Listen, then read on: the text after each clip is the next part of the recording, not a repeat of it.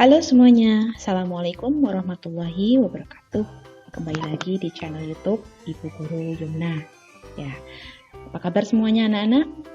Ya, Ibu berharap dan Ibu doakan semoga anak-anak beserta keluarga di rumah selalu sehat walafiat tanpa suatu kekurangan apapun ya anak-anak ya. Ibu juga selalu mengingatkan kepada anak-anak untuk selalu menjaga kesehatan dan selalu untuk menjaga protokol kesehatan sesuai keamanan supaya kita semua terhindar dari segala macam penyakit yang berbahaya. Baik anak-anakku semuanya, pada video kali ini Ibu akan membagikan untuk pembelajaran kelas 2, seperti biasa kelas 2 ya, tema 1 subtema 4. Oke ya, subtema 4. Berarti sebentar lagi kita mau kita mau ke tema 2. Nah, ini subtema keempat, ini subtema yang terakhir di tema 1, yakni hidup rukun di masyarakat. Ya, kita mulai ya anak-anak. Tapi sebelumnya yang belum klik subscribe, tolong ya diklik dulu tombol subscribe-nya supaya channel Ibu Guru Yumna ini semakin berkembang. Dan juga jangan lupa di sebelahnya tombol subscribe ada gambar lonceng, diklik juga untuk mendapatkan notifikasi dari video-video Ibu Guru Yumna yang lain. Oke, kita mulai sekarang ya. Bismillahirrahmanirrahim.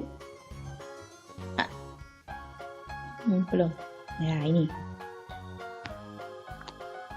Oke, ya.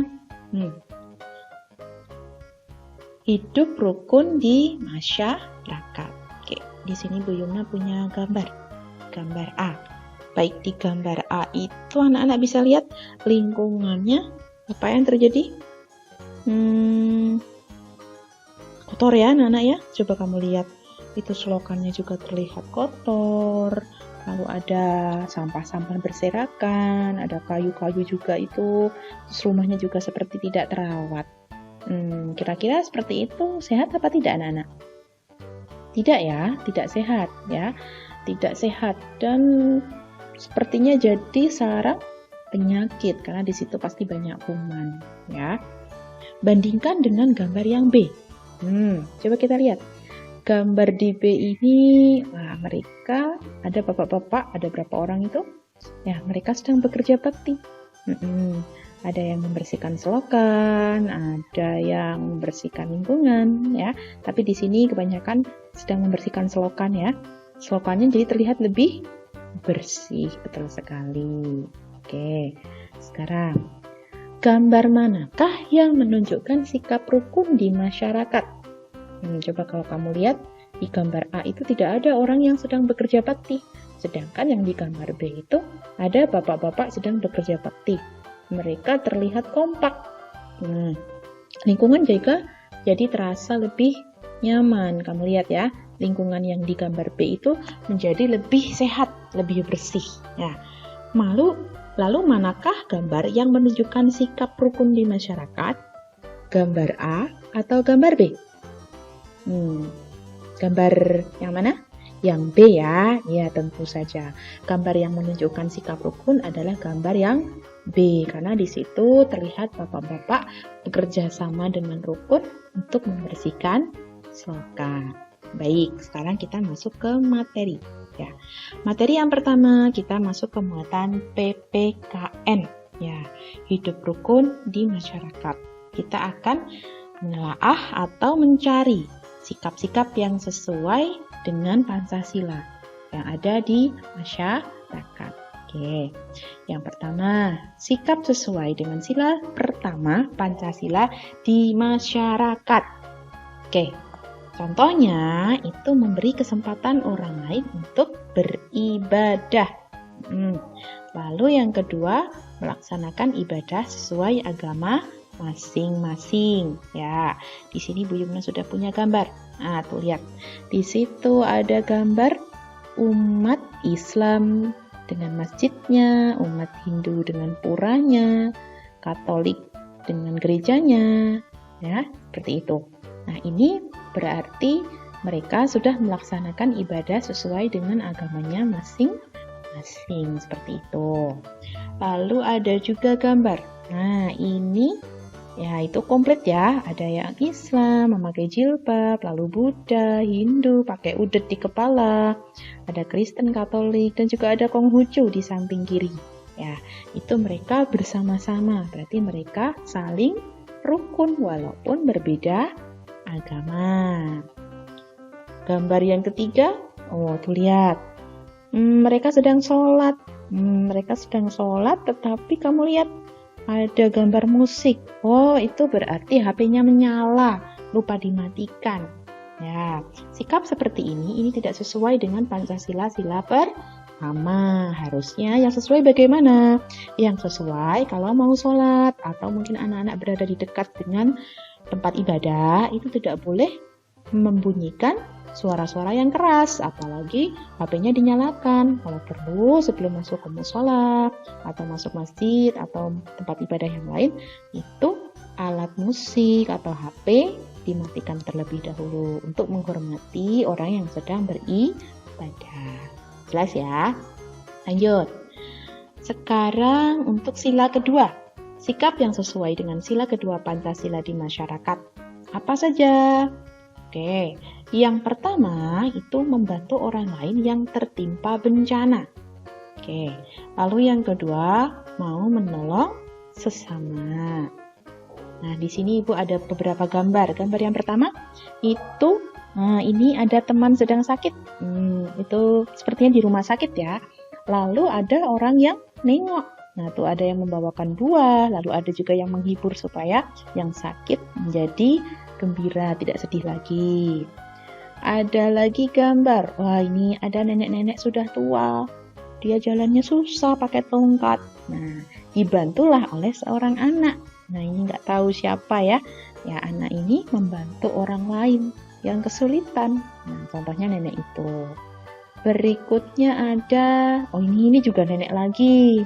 Ini ada bencana banjir ya. Tapi neneknya itu dia mungkin terasing atau dia nggak bisa keluar dari banjir dari rumahnya itu, sehingga harus ditolong oleh tim SAR. Itu yang kuning-kuning itu biasanya tim penolong atau regu SAR ya, kalau anak-anak sering lihat di TV. Ini mereka harus memakai perahu karet untuk menyelamatkan si nenek itu. Berikutnya, wah ini ada, becak apa ya itu? Oh iya becak nak.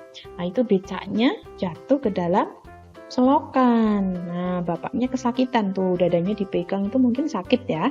Nah, ini dua anak ini, laki-laki dan perempuan, berinisiatif untuk menolong bapak itu supaya apa? Supaya tidak tambah sakit mungkin. Seperti itu. Lanjut. Oke, ini sepertinya memberikan bantuan atau memberikan santunan anak-anak. Ya, memberikan santunan kepada orang tua. Berarti ini di sini panti jompo. Ya, memberikan bantuan bisa dalam berupa uang atau dalam berupa makanan dan sebagainya. Lalu ada lagi gambar. Nah, kalau ini di rumah yatim. Nah, ini juga sama menyantuni anak-anak yatim, ya. Berikutnya, kalau ini posko bencana banjir, berarti di situ sedang ada bencana. Dan orang-orang yang memakai rompi itu, mereka membagikan bantuan untuk korban banjir. Jelas ya? Lanjut. Yang ketiga adalah sikap sesuai dengan sila ketiga Pancasila di masyarakat. Oke. Contohnya adalah mempelajari tarian daerah. Lalu bangga menggunakan produk dalam negeri. Oke. Contoh. Belum. Satu lagi, bekerja sama dalam lingkungan masyarakat. Lanjut. Nah, ini gambar. Ini bekerja sama dalam lingkungan masyarakat, ya. Itu gambarnya mereka semua sedang bekerja sama. Ada yang perempuan, laki-laki, tua, muda, ada yang kecil juga, anak-anak. Mereka semuanya bekerja sama. Lalu, ini gambar yang kedua, mereka sedang mempelajari tarian daerah. Kita tidak usah malu ya, walaupun mungkin kita orang Jawa, tapi kita belajar tari Dayak atau tarian Minang, tari topeng yang bukan berasal dari daerah kita, tidak masalah. Justru dengan mempelajari tarian daerah, kita dapat memperkaya wawasan kita. Ini juga, ini mereka semua memakai baju adatnya masing-masing. Berarti mereka tetap rukun walaupun sukunya berbeda. Ada juga, nah ini mereka sedang bermain, mereka kayaknya main ular tangga ya nak ya. Nah, dalam bermain ular tangga ini mereka juga tetap rukun tanpa membedakan suku, ras, ataupun agama. Gambar yang terakhir, ya tentu saja kita harus bangga dengan produk buatan Indonesia. Seperti slogan kita untuk hari ulang tahun ke-75 Indonesia ini ya anak-anak ya. Nah, dalam ulang tahun ke-75 negara kita ini, kita harus bangga dengan buatan Indonesia. Produk buatan Indonesia ini tidak kalah loh ya dengan produk luar negeri ya. Kalau di luar negeri sudah harganya mahal, ongkirnya juga mahal, tapi yang di negara kita lebih murah insya Allah dan tidak ada biaya ongkir yang mahal dan juga tetap berkualitas. Lanjut. Berikutnya sikap sesuai dengan sila keempat Pancasila yang ada di masyarakat. Oke. Yang pertama adalah menghormati pendapat orang lain. Lalu ada menghadiri pemilihan ketua RT. Nah, contohnya mereka sedang bermusyawarah. Nah, di gambar ada tulisannya itu nak, dimusyawarahkan agar sesuai dengan kebutuhan masyarakat. Itu ada Badan Permusyawaratan Desa. Kamu lihat di gambarnya itu, mereka semua sedang bekerja sama, sedang bermusyawarah untuk mendapatkan hasil yang paling baik. Nah, karena dalam musyawarah itu, mereka akan membicarakan mana yang baik, mana yang tidak baik. Yang baik akan kita lakukan, yang tidak ya jangan, seperti itu. Lalu juga, ini adalah pemilihan ketua RT. Ketua RT itu dipilih dengan cara seperti ini anak-anak, ya, dipilih tidak asal tunjuk, tidak asal menjadi ketua RT itu tidak, tetapi ada prosesnya dengan cara memilih. Memilih ini bersama-sama dikumpulkan, lalu semua orang yang datang diminta untuk memilih ketua RT orang mana yang cocok untuk menjadi ketua RT. Nanti hasilnya akan ditulis di papan seperti itu.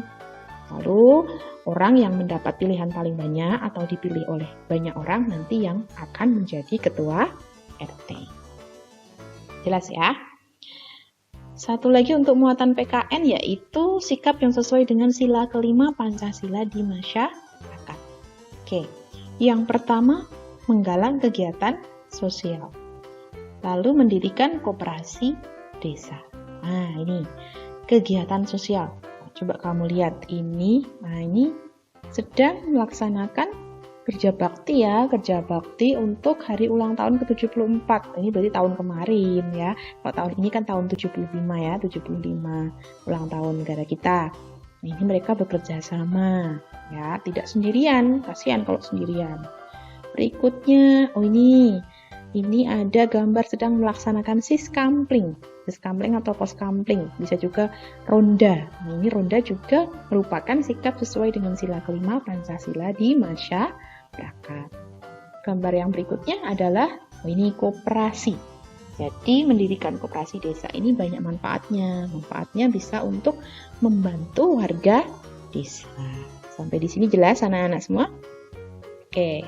Jelas ya, nanti kalau ada pertanyaan boleh ditanyakan lewat DM atau WA juga boleh, atau di komen di channelnya Ibu Guru Yumna.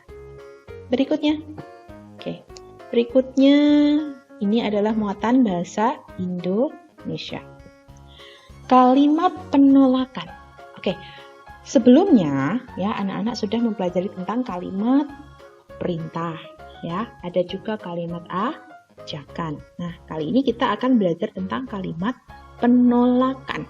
Menolak, no, tidak bisa atau tidak mau. Ya. Kalimat penolakan ini untuk menolak ajakan seseorang. Dan harus diucapkan dengan santun atau sopan agar tidak menyakiti orang lain. Bisa juga kalimat penolakan ini digunakan ketika ada orang yang mengajak ke hal yang tidak baik. Misalnya, ayo kita bermain bola di jalan raya. Itu hal yang tidak baik ya, maka boleh kita tolak. Tidak, karena jalan raya itu bukan tempat untuk bermain bola. Oke, sekarang ciri-cirinya. Ciri-ciri kalimat penolakan itu diikuti dengan kata maaf dan tidak. Oke, contohnya, Maaf, aku tidak bisa ikut bermain sepak bola. Di situ ada kata apa, Nak? Maaf. Juga ada kata tidak. Ya, berarti ini adalah contoh kalimat penolakan. Berikutnya, aku tidak bisa pergi karena nanti sore aku harus mengerjakan tugasku. Oke, di situ ada ciri kata penolakan atau ciri kata kalimat penolakan, yaitu tidak. Berarti ini merupakan kalimat penolakan. Yang ketiga, maaf, aku tidak bisa ikut belajar kelompok. Oke, jelas ya di situ ya. Ada kata maaf dan ada kata tidak. Berarti ketiganya ini merupakan contoh kalimat penolakan. Lanjut. Kalimat penolakan yang menjaga kerukunan.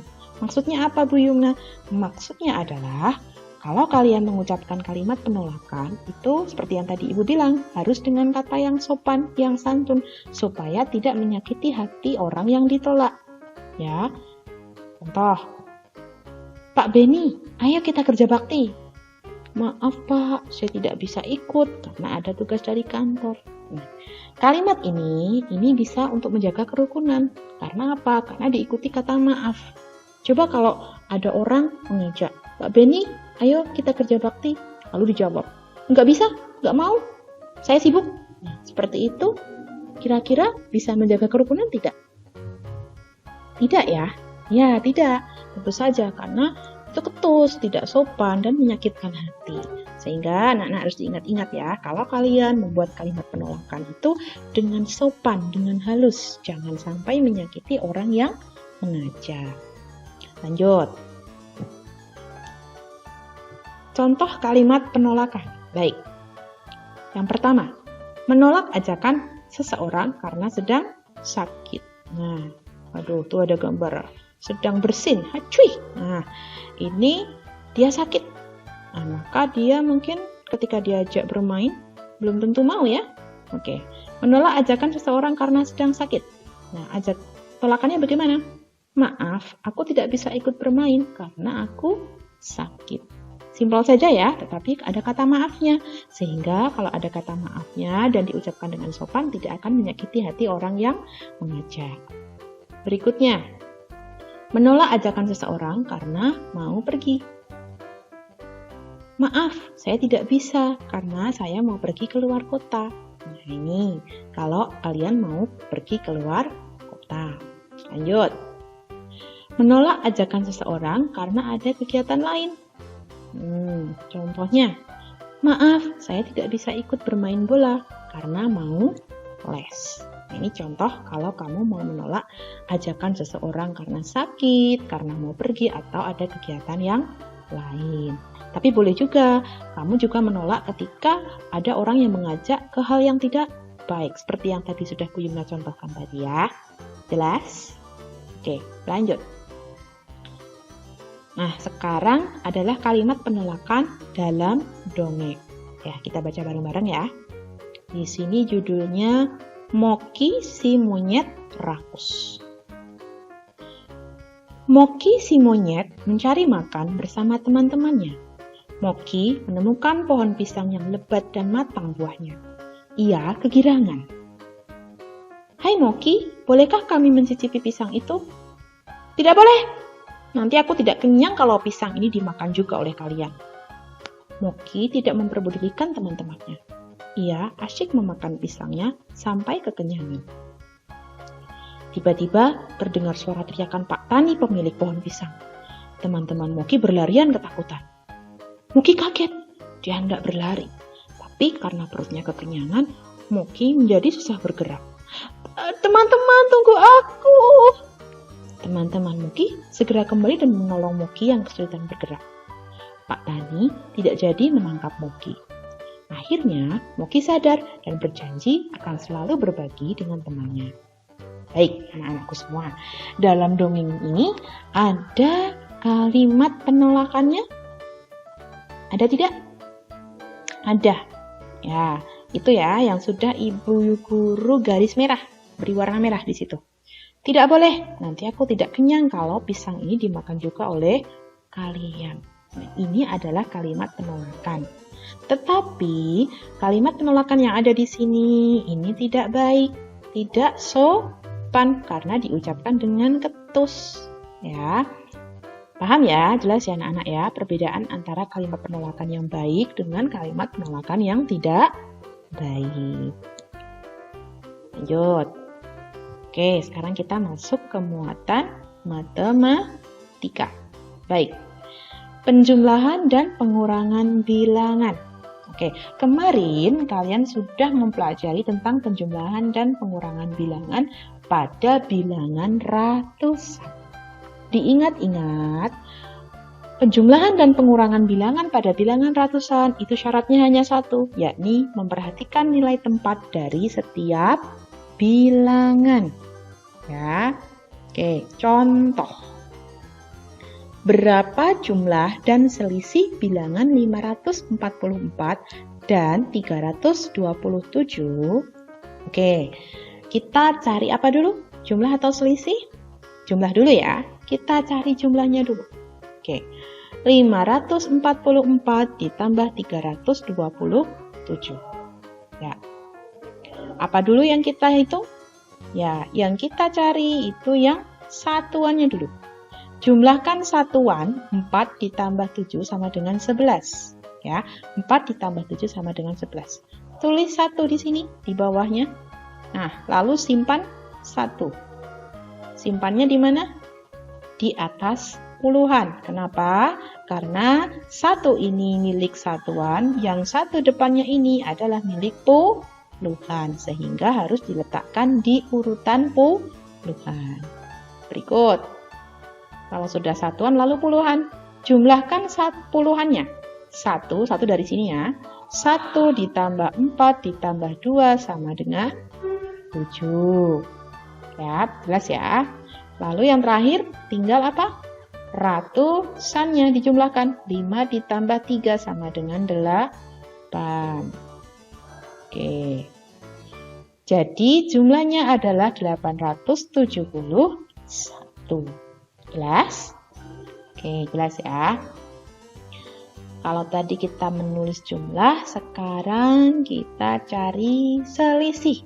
Oh, selisih itu apa?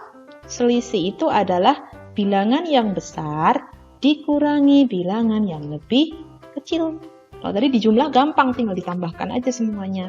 Kalau selisih itu yang besar, bilangan yang besar dikurangi yang lebih kecil. Di sini yang mana yang besar? 544 atau 327? Yang ini ya, 544. Berarti 544 dikurangi 327. Yuk. Ya, 544 dikurangi 327. Ingat, dari belakang dulu, dari satuannya dulu. Oke. Kurangkan satuan, 4 kurangi 7. Ini tidak bisa. Maka pinjam atau minta. Minta dari siapa? Minta dari puluhannya ini. Ya, minta dari sini. Jadi 14. Yang ini sudah dikurangi 1 jadi 3. Nah, sekarang 14. 14 dikurangi 7 sama dengan 7. Gitu ya. Ini. Terus sekarang kalau sudah satuan lalu puluhan. Baik. Sisanya oke, tadi sudah dikurangi 1, sudah diminta 1, tinggal berapa? Tinggal 3, bukan 4 lagi. 3 dikurangi 2 menjadi 1. Nah, yang terakhir, ratusannya, ini mudah ya, tinggal 5 dikurangi 3 sama dengan 2. Jadi, selisihnya adalah 217. Paham anak-anakku semua? Jelas ya, kalau jumlah itu tinggal dijumlahkan, tapi kalau selisih itu bilangan yang besar dikurangi yang lebih kecil. Jelas ya? Oke, lanjut ya. Sekarang kita akan menjumlahkan dan mengurangkan bilangan. Ya, kalau menjumlahkan dan mengurangkan bilangan sekaligus, kita lakukan dari mana? Kita lakukan dari kiri. Contoh. 275 ditambah 286 dikurangi 147. Ini ada penjumlahan, ada pengurangan sekaligus. Kalian kerjakan dari mana? Dari kiri, dari sini. Ya. Oke. Yuk, kita kerjakan. 275 ditambah 286. Oke, tinggal dijumlahkan ya. Dari mana dulu? Dari satuannya dulu. Oke. Jumlahkan satuannya. 5 tambah 6 sama dengan 11. Tulis 1 di sini, lalu simpan 1 di yang puluhannya. Ya. Jadi, yang puluhan ini yang 1 ditaruh di atas puluhan supaya urut. Ya. Berikutnya, setelah seperti ini, lalu kita jumlahkan puluhannya. 1 ditambah 7 tambah 8 sama dengan 16. Tulis satuannya. Satuannya berapa? 6. Ya, satuannya 6. Tulis 6 di sini dan simpan 1 di tempat ratusan. Ya. Yang terakhir, jumlahkan ratusannya. 1 tambah 2 tambah 2 sama dengan 5. Sudah jelas? Oke, tapi ini belum selesai ya. Ini baru dijumlahkan saja. Belum dikurangkan dengan 147. Oke, jadi kita next. Lanjut. Oke, yang tadi itu belum selesai ya. Kita lanjut. Tadi baru penjumlahan. Sekarang pengurangannya. Oke. 561, ini jawaban dari yang tadi, dikurangi 147. Apa dulu yang kita lakukan? Yang kita lakukan adalah dikurangkan satuannya dulu. 1 dikurangi 7. Tidak bisa. Ya. Maka 1 ini, dia pinjam puluhannya. Ya, menjadi 11. 11 dikurangi 7 bisa? Bisa dong. Nah, dikurangi 7 jadi 4. Nah, 4 tertulis di sini. Berikutnya, yang ini, nah ini sisa 5 karena 6 sudah diminta 1 tadi ya, tinggal 5 dikurangi 4 sama dengan 1. Nah, ratusannya tinggal dikurangkan, 5 dikurangi 1 sama dengan 4 ya. Jadi 275 ditambah 286 dikurangi 147 sama dengan 414. Oke. Soal cerita tentang penjumlahan dan pengurangan. Ya. Kata-kata yang berhubungan dengan penjumlahan contohnya adalah diberi, membeli lagi, gabungan, dan jumlah. Contoh, adik membeli lagi kelereng. Kalau membeli lagi ini berarti ditambah. Ya, ditambah tidak dikurang atau dijumlah. Ada lagi kakak diberi pensil oleh paman. Diberi. Kalau diberi berarti ditambah. Dua-duanya ini contohnya adalah penjumlahan. Ini masuk ke dalam kategori penjumlahan. Sedangkan kalau kata-kata yang berhubungan dengan pengurangan apa? Contohnya diberikan kepada, selisih, terjual, dan sisa.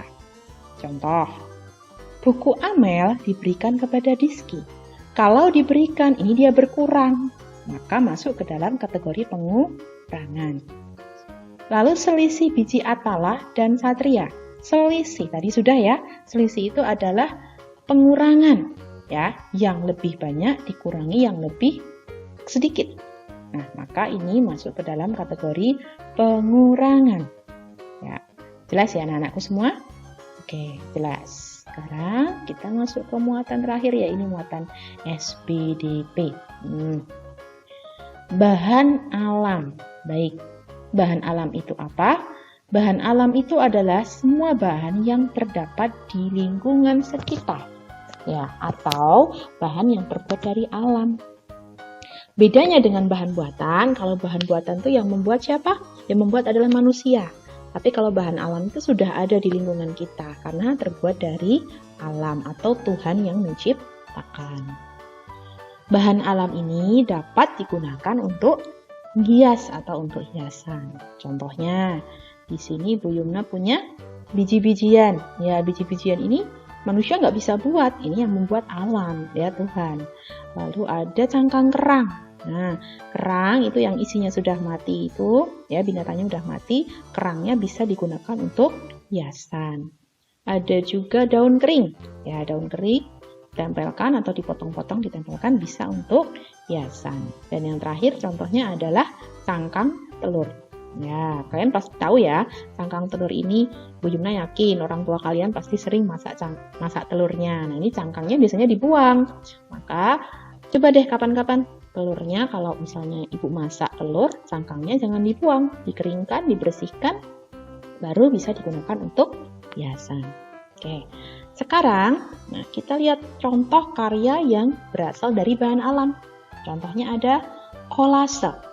Kolase ini dibuat dengan menempelkan bahan alam dan dipadukan supaya menjadi indah.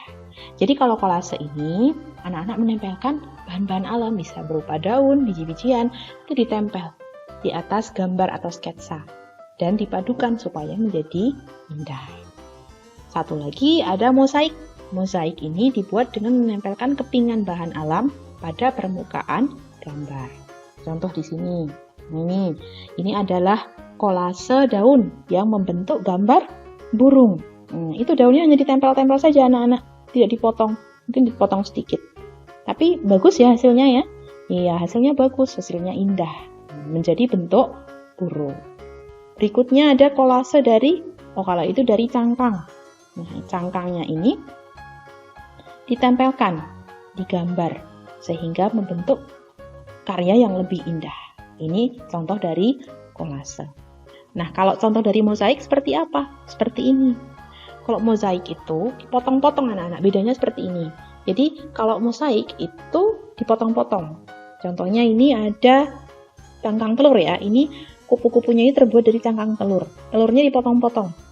Ya. Lalu ditempel-tempelkan satu persatu di pola yang sudah ada sehingga menghasilkan gambar seperti ini. Kalau sudah, terus nanti dia dijemur, diberi warna supaya lebih bagus. Satu lagi contoh, nah ini adalah mosaik yang terbuat dari bijian. Ya, itu ada biji kedelai, biji yang merah itu kacang ya sepertinya ya. Ada juga biji kacang hijau. Ya, ini adalah mosaik. Ingat ya bedanya, kalau mosaik itu bahan alamnya dipotong-potong terlebih dahulu. Atau kalau yang di biji-bijian ini tidak dipotong karena dia udah kecil-kecil. Lalu disusun sesuai dengan pola. Paham ya anak-anak ya? Oke, Bu Yumna rasa sudah paham semua. Insya Allah bisa ya semua ya? Oke, baik. Terima kasih. Semoga bermanfaat di video pembelajaran kali ini. Jangan lupa untuk like dan komen. Dan subscribe di channel YouTube Ibu Guru Yumna. Terima kasih sekali lagi, semoga bermanfaat. Wassalamualaikum warahmatullahi wabarakatuh.